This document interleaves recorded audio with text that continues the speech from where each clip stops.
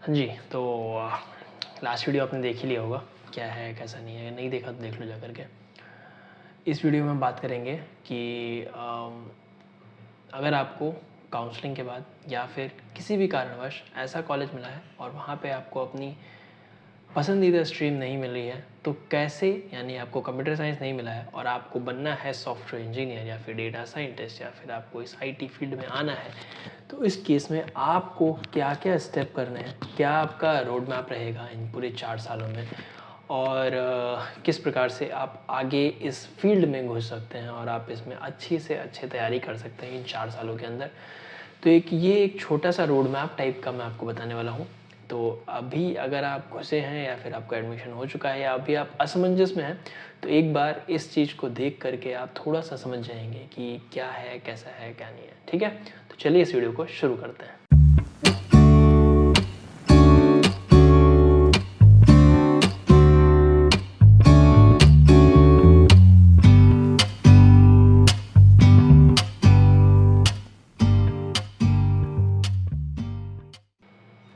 हाँ जी, तो ये एक बहुत ही बड़ा प्रश्न है, बहुत ही बड़ा डाउट होता है हर एक का कि भैया सब कुछ सही है, सब कुछ ठीक हो गया, मतलब मेरे को कॉलेज मिल रहा है, सब कुछ मिल रहा है, बट हम ऐसी स्थिति में फंसे हुए हैं कि जिसमें हमारे पास में एक कॉलेज बहुत अच्छा है और हम जाना भी चाहते हैं उसी कॉलेज में। मान लो आईआईटी या एनआईटी मिल गया, बट उसमें आपको अपने पसंदीदा स्ट्रीम नहीं मिली जिसमें आप जाना चाहते हैं। आपको बनना है सॉफ्टवेयर इंजीनियर, आपको मिल रहा है मैकेनिकल, आपको मिल रहा है सिविल।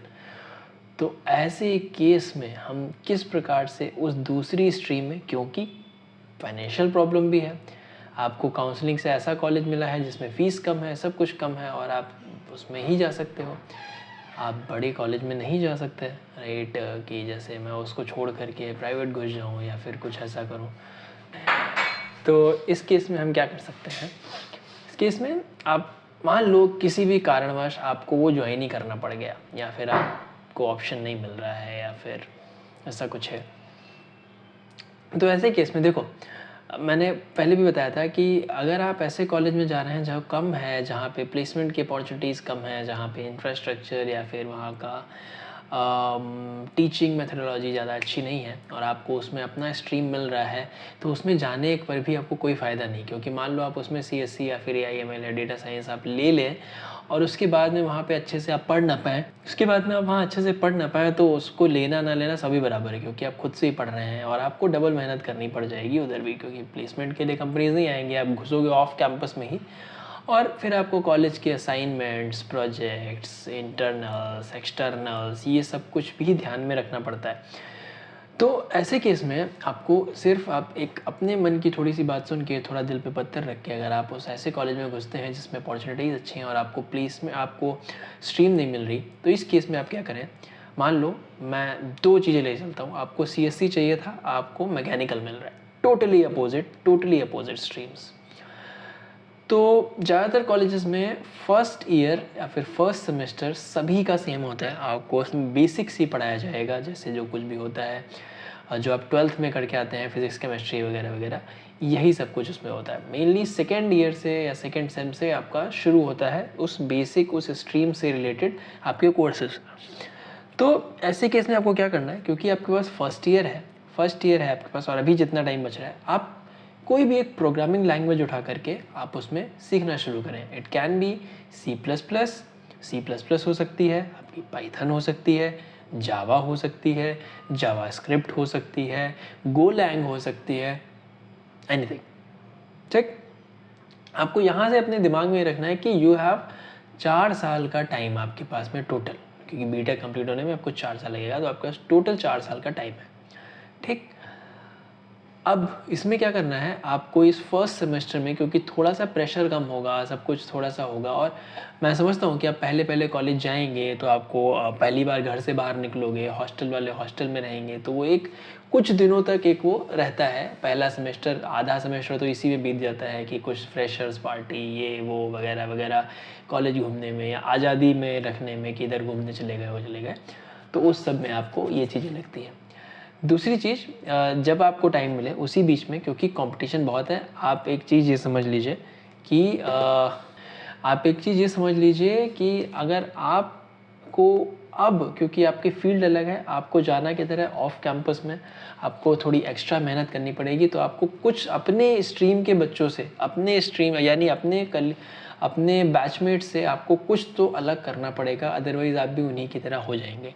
तो अगर आप अपनी बैच में रहते हुए, अपनी स्ट्रीम में रहते हुए आप किसी दूसरी स्ट्रीम की तैयारी कर रहे हो, तो आपको कुछ एक्स्ट्रा ऑर्डिनरी करना ही पड़ेगा, वरना आप वही प्रॉब्लम में रहोगे। तो एक्स्ट्रा ऑर्डिनरी करने के लिए कुछ चीज़ें हमें त्यागनी पड़ती हैं, कुछ सेक्रीफाइसेस करने पड़ते हैं, और वो करने भी चाहिए, ठीक है। वो आप थोड़ा सा मेहनत करेंगे, बट ऐसा नहीं मैं कह रहा कि आप इंजॉय करना भूल जाओ, आप किसी से मिलना जुलना बंद कर दो, ऐसा कुछ नहीं, ये कुछ नहीं है। करना सब कुछ है। दिन का 1 या 2 घंटे आपको देना है।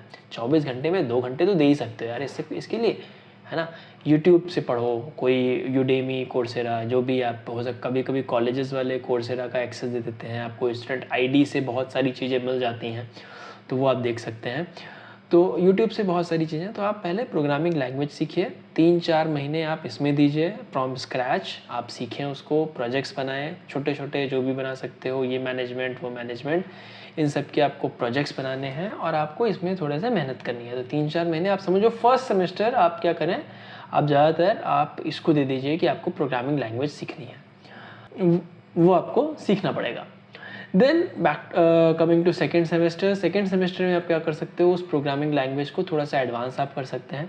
सपोज़ आप वेब डेवलपमेंट फील्ड में जाना चाहते हैं, तो आपने पहले जावास्क्रिप्ट या फिर HTML CSS सीख लिया। First semester HTML CSS JavaScript आपने कर लिया। अब आप क्या करो, आप इस पर प्रोजेक्ट्स बनाओ और धीरे धीरे you can switch to React वगैरह, इन सब पे आप धीरे धीरे स्विच कर सकते हो। फिर आपको कुछ चीज़ें एक्स्ट्रा करनी पड़ती हैं, लाइक गिट करना पड़ेगा, वर्जन कंट्रोल सिस्टम, डॉकर्स, ये सब कुछ वगैरह वगैरह। तो मेनली बेसिकली आपको क्या करना है, धीरे धीरे करते करते आपको हर एक सेमेस्टर में आपको ये चीज़ करनी है, ठीक।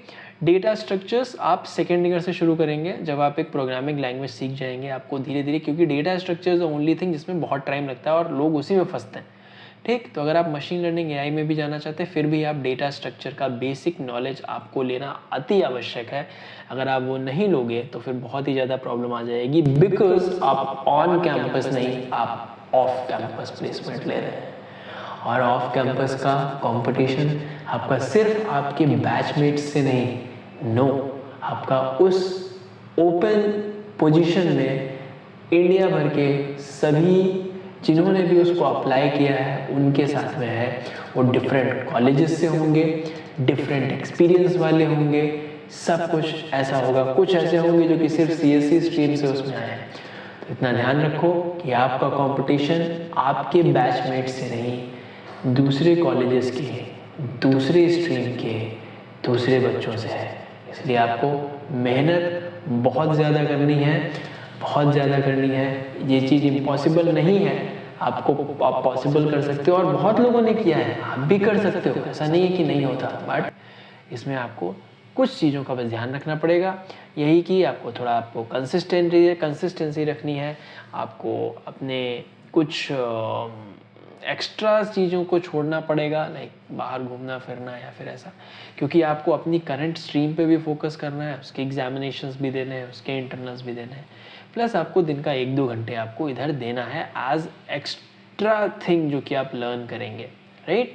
और उसके बाद ज़रूर कहीं ना कहीं आप अप्लाई करना शुरू करिए 3rd ईयर वगैरह में इंटर्नशिप्स के लिए या फिर ऐसा कुछ, और जैसे ही कहीं पोजीशन लग जाए you are good to go. Because बहुत सारे कंपनीज आज के टाइम पे, बड़ी बड़ी कंपनीज, मैंग फैंग वाली कंपनीज, उनको ये मतलब नहीं कि आपने कौन सी स्ट्रीम से किया है। They just read your resume, your GitHub profile, your LinkedIn profile कि भाई आपने क्या काम किया है। आपको प्रोजेक्ट्स बनाने पड़ेंगे, अच्छे खासे प्रोजेक्ट बनाने पड़ेंगे, और वही आपकी इसमें हेल्प कर सकते हैं, क्योंकि आपने सीखा चाहे जितना हो, जब तक आप काम नहीं दिखाएंगे अपना, कुछ भी नहीं होगा। तो काम बोलता है, इसीलिए आपको अपने काम को बुलाना पड़ेगा और उसको आपको दिखाना पड़ेगा कि भाई मैं ये मैं कर सकता हूँ, ये चीज़ें मैंने कर रखी हैं, राइट।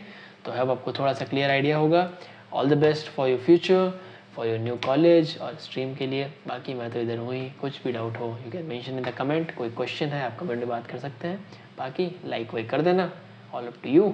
चलो मिलते हैं अगले वीडियो में, तब तक के लिए बाय बाय।